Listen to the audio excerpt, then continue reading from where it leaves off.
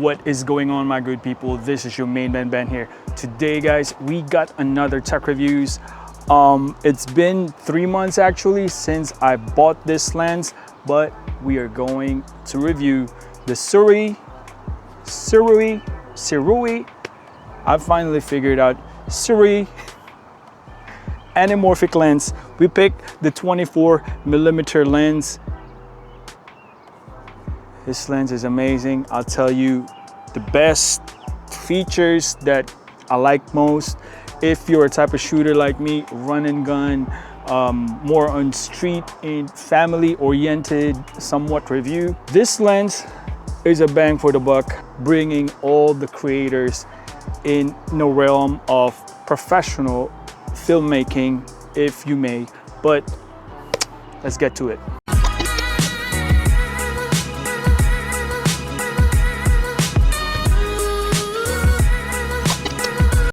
So we did with the unboxing, like what I said, it comes with this nice pouch, and this is the actual lens. I have decided to put on all of my lens a UV filter, just, you know, the front elements.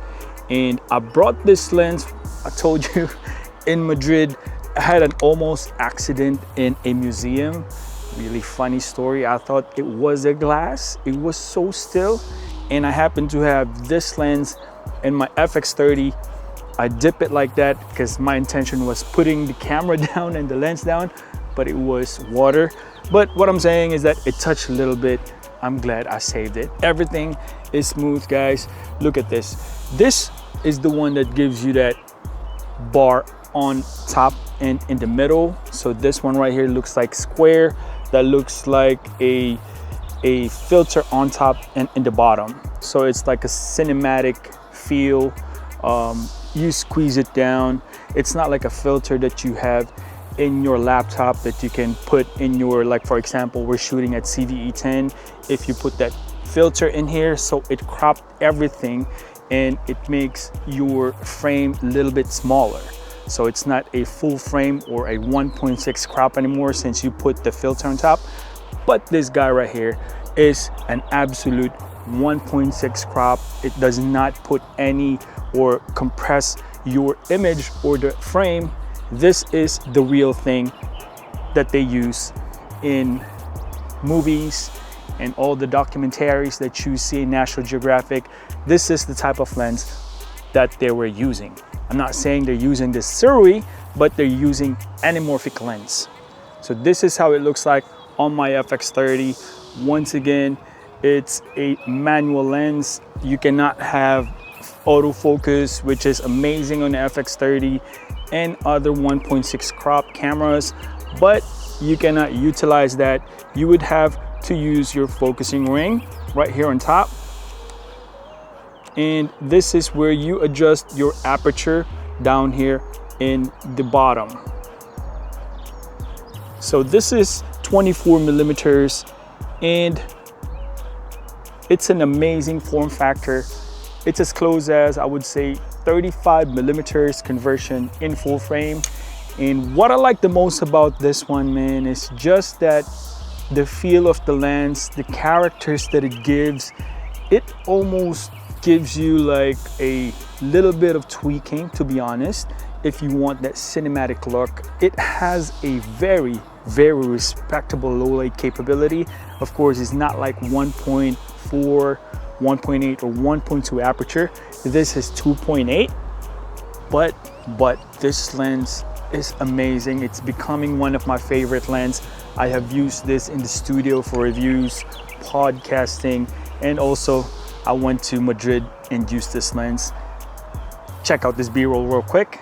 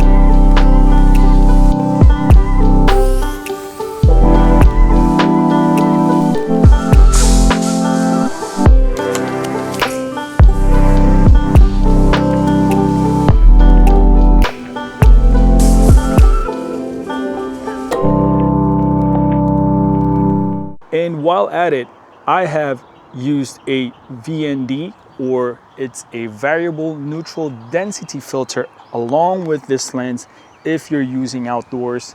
It cuts out the light like what we have right now. We're shooting around midday, but with the help of a neutral density filter, it cuts out the light. You can still shoot at 158 frames of a second, and also you can utilize the fastest aperture if you're that type of shooter. Like what we got right now, we're using the Sony 11mm 1.8. We are stopped down at 1.8. You can see that bokeh in the back, neutral density filter. Now let's give it a shot and shoot with this camera. And yet there's one cool feature that this lens has is the lens flare.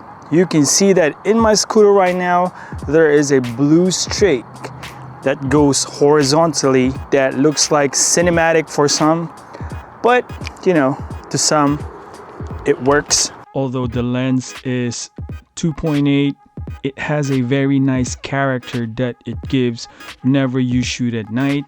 That blue streak horizontal line that runs through any light source, it gives it a little pop that makes it look cinematic. Very unique. And by the way guys, this is really smooth.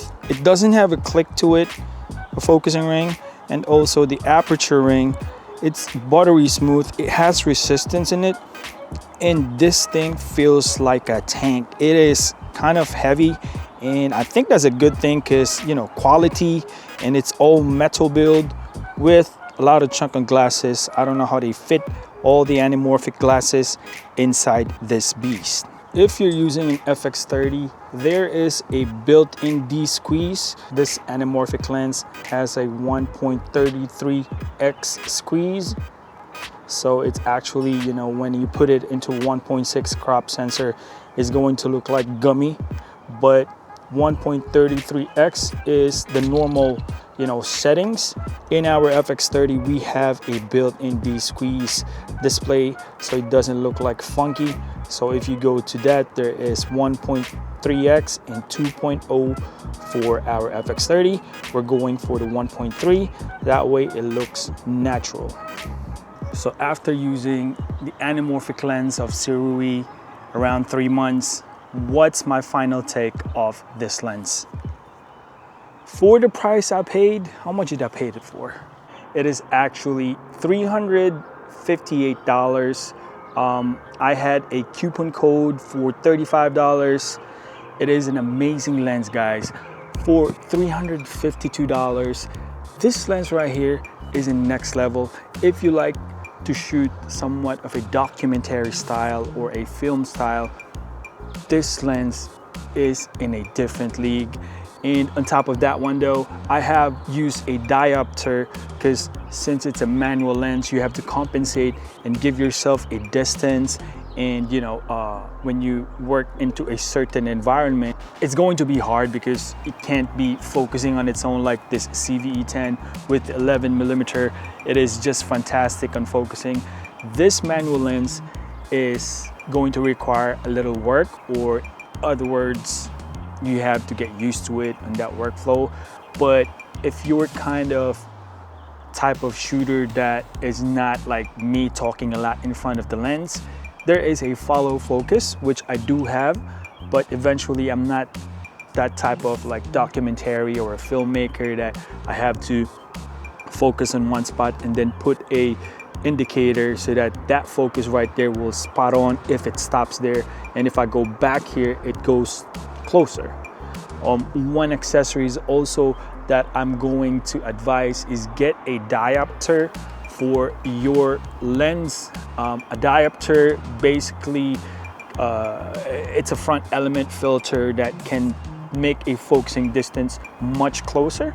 So when you put it in here, the focusing distance would be like around, I would say this is just a jargon, street jargon, 2 rulers, so it's 24 inches.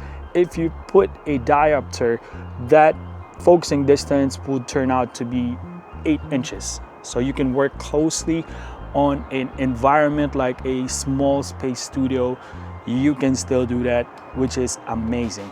Now the cons for this lens, it is somewhat heavy. it is actually heavy for mirrorless camera. But here's my take.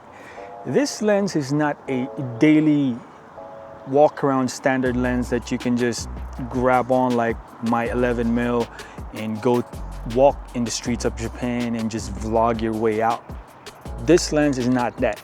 I put this lens as a specialized lens. If you have a project that requires a little bit more feel, which all lenses have their own characteristics in terms of their functions, their specific focal lengths, especially its prime lens, there's no zoom, so you gotta use your feet to go in closer to your subject or zoom in for a bigger frame.